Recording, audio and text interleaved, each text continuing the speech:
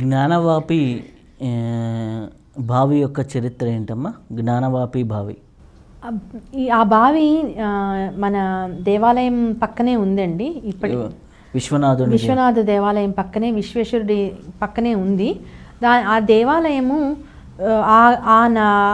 ఇంతకుముందు దేవీ దేవతలందరూ వచ్చి ఆ బావిలో నివసిస్తూ ఉండేవారని ప్రతీక. గంగ కంటే పవిత్రమైన జలం ఈ జలము అని అనేవారు. ఆ జలంతోనే విశ్వనాథుడికి అభిషేకం చేసేవారట. గంగా జలం కన్నా కూడా చాలా పవిత్రమైన బావి అని పేరు. ఇంతకు పూర్వము మన ఈ విశ్వేశ్వరుడి మీదకి వీళ్ళు యుద్ధానికి వచ్చినప్పుడు, ఈ దేవాలయాన్ని పడగొట్టడానికి వెళ్ళినప్పుడు ఆ ప్రధాన అర్చకులు ఆ శివుణ్ణి తీసుకొని వెళ్ళి ఆ బావిలో దూకేసేసారట. ఆ తర్వాత ఎంత వెతికినా కూడా శివలింగం దొరకలేదు. ఆ బావిలోది ఏమైపోయిందో ఎవరికి తెలియలేదు. ఆ తర్వాత కొన్ని సంవత్సరాల పాటు మనకి అక్కడ శివాలయమే లేకుండా పోయింది. ఆ తర్వాత అహల్యాబాయి హోల్కర్ ఆ తల్లి దయ వలన మనకి మళ్ళీ ఇప్పుడున్నటువంటి ఆ చిన్న శివాలయాన్ని ఆవిడే కట్టించారు. ఆ స్థలం ఆవిడ ప్రైవేట్గా కొని ఆ చిన్న దేవాలయం కట్టించి నర్మదా బాణలింగంతో అక్కడ ప్రతిష్ఠ చేశారు. మనం చూస్తున్నది ఆ తల్లి ఇచ్చినటువంటి దేవాలయం. దాని పక్కనే ఇప్పటికీ కూడా బావి ఉంటుంది. ఆ బావిని ఇప్పుడు లాక్ చేసేసి చుట్టూ ఇది పెట్టారు, ఫెన్స్ లాగా, చిన్నగా కంచెలాగా. మనం దాని చుట్టూ ప్రదక్షిణ చేసుకొని రావచ్చు. అందులో అసలు విశ్వేశ్వరుడు ఉన్నాడు అని కొంతమంది దానికే పూజలు చేస్తూ ఉంటారు. బట్ అక్కడ శక్తి కేంద్రం అయితే మన విశ్వేశ్వరుడు ఉన్నదే. బట్ ఆ దేవాలయం, ఆ బావిని కూడా అంతే భక్తిగా కొలుస్తారండి. కొన్ని వారణాసిలో గంగకి ఎంత ప్రాముఖ్యత ఉందో, కొన్ని బావులు వాటిలో జలానికి అంత ప్రాముఖ్యత ఉంది. ఇంకొక బావి ఉంది వారణాసి అన్నపూర్ణ దేవాలయం దాటి బయటకు వచ్చిన తర్వాత మన విశాలాక్షి దేవాలయం పక్క నుంచి కొంచెం లోపలికి నడవాలి. నడిస్తే ఒక చోట ఒక బావి ఉందండి. బావి చుట్టూ మళ్ళీ మనకి చాలా ముఖ్యమైన శివాలయాలు అవి కనబడతాయి. పాండవులు వచ్చి ఆ బావిలో నీళ్లు తీసుకొని స్నానం చేసి శివుడిని అక్కడ ధ్యానం చేసుకుంటే వాళ్ళకి కష్టాలు తొలగాయి అని చెప్తారు స్థల పురాణం. అలాంటి బావులు కొన్ని ఉన్నాయి, ముఖ్యమైన బావులు. కాశీ అనగానే మనకి తాంత్రికపరమైనటువంటి దేవీ దేవతలు, దశమహావిద్యలకు సంబంధించిన దేవీ దేవతలు కూడా ఉంటారంటారు. వాటి విశిష్టత అక్కడ ఎలా కనిపిస్తుంది? వారణాసిలో అన్ని రకాలైనటువంటి పద్ధతులకి వాటికి సంబంధించినటువంటి దేవాలయాలు, సాధనలు ఉన్నాయండి. దశమహావిద్యలకు సంబంధించినటువంటి అమ్మవారి దేవాలయాలు కూడా వారణాసిలో ఉన్నాయి. దానికి కేవలం దశమహావిద్యలతో కూడినటువంటి యాత్ర చేద్దాము అని చెప్పి కూడా బయలుదేరుతారు మధ్య మధ్యలో కొంతమంది. అందులో ముఖ్యంగా నేను అన్నీ దర్శించలేకపోయాను, కొన్ని మాత్రమే దర్శించాను. ఒకటేమో రామ్నగర్ కోటలో చిన్నమస్త దేవాలయం ఉంది.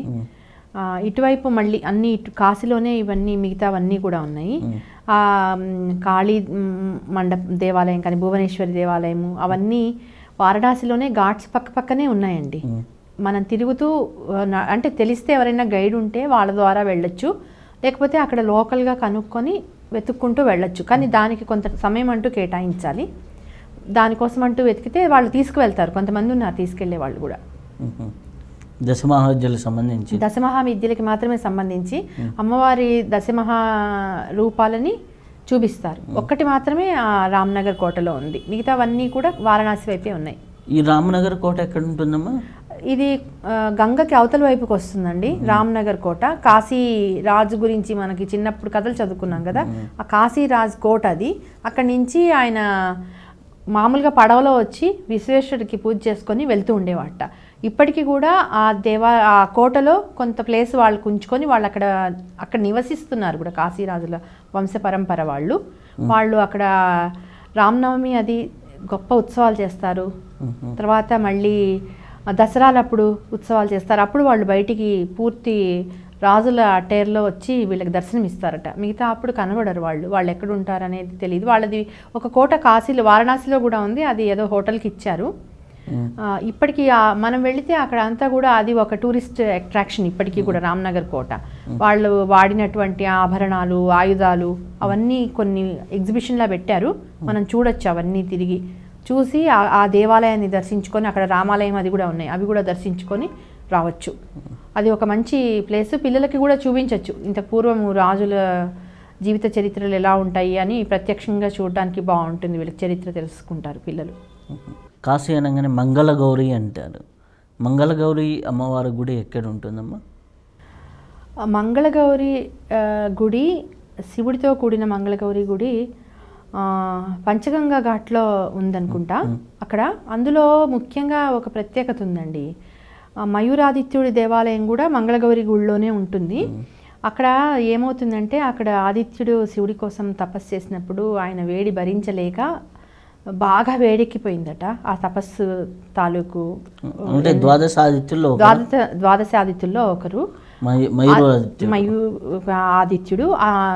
ఈ శివాలయము మంగళగౌరి అన్నీ కలిపి ఒకటే చిన్న దేవాలయము. ఆ దేవాలయంలోనే ఒకవైపు గోడకి ఆదిత్యుడిది ఉంటుంది. ఆ ఆదిత్యుడి ప్రత్యేకత ఏంటంటే, ఈయన వేడి భరించలేక, ఈ తపస్సు వేడి భరించలేకపోతున్నాము అంటే ఈయన చల్లగా ఉండాలి అని చెప్పి, చల్లబడాలి అని చెప్పి శివుడు ఇలా ముట్టుకున్నాడట ఆయనని. అప్పుడు ఆయన మంచులాగా అయిపోయాడట. సో ఆ దేవాలయంలో మనకి వాతావరణంలో వేడి చల్ల ఎలా ఉన్నా ఆ వరకు ఆ ఆదిత్యుడిని ముట్టుకుంటే చల్లగా తగులుతాడు.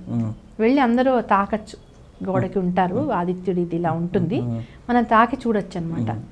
అదొకటి. ఆ తర్వాత మంగళగౌరి, మనకి మంగళగౌరి పెళ్ళైన కదా మంగళగౌరి నోములు అవి చేస్తాం కదా, ఈ దేవతని మనం వెళ్ళి అక్కడ పూజ చేసుకోవచ్చు అని చెప్పారు. అదే కాకుండా అక్కడ నవగౌరి దేవాలయాలని ఉన్నాయండి వారణాసిలో. అందులో మంగళగౌరి దేవాలయం కాకుండా మిగతా గౌరులు లలిత గౌరి, జ్యోతి గౌరి అని అలా గౌరీ దేవాలయాలు ఉన్నాయి. అవన్నీ 9 గౌరీలు కూడా ఉన్నారని వారణాసిలో చెప్పారు. అవన్నీ కూడా పక్క పక్కనే ఉంటాయి, చూడొచ్చు. మంగళగౌరి ఇవన్నీ మంగళగౌరి ప్రధానంగా మనం చూస్తాము, మిగిలినవన్నీ పక్క పక్కనే ఉన్నాయి, అక్కడక్కడే ఉంటాయి, చూడొచ్చు అని చెప్పారు. గౌరీ కేదారేశ్వర దేవాలయం ఎక్కడ ఉంటుందమ్మా? అది కేదార్ ఘాట్లో ఉందండి. ఆ దేవాలయంకి మనము కేదార్ ఘాట్లో, గంగ నుంచి కేదార్ ఘాట్లో దిగితే మెట్లు డైరెక్ట్గా దేవాలయంలోకి ఉంటాయి. బయట నుంచి అయితే కనుక కొంచెం లోపలికి నడిచి వెహికల్లో వచ్చి కుమారస్వామి మఠం అని ఉంది, ఆ మఠం పక్కనే ఈ దేవాలయం ఉంటుంది.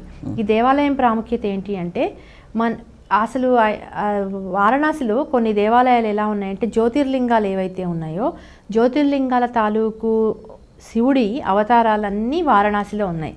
అలాగా కేదార్నాథ్లో ఉన్నటువంటి కేదారేశ్వరుడిని పోలినటువంటి శివుడు ఈ కేదార్ ఘాట్లో ఉన్నటువంటి కేదార గౌరీ, వాళ్ళు అర్ధనారీశ్వరులు.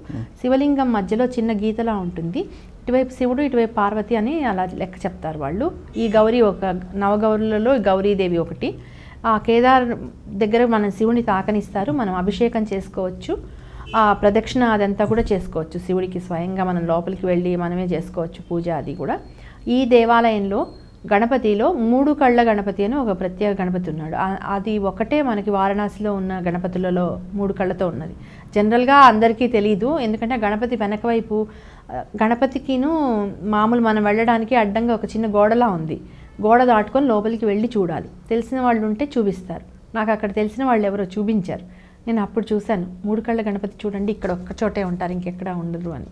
ఆ రకంగా నేను ఆయన దర్శనం చేసుకున్నాను. అంటే ఆయన బహుశా జ్ఞాననేత్రంతో మనం చూస్తున్నారని అనుకోవాలేమో.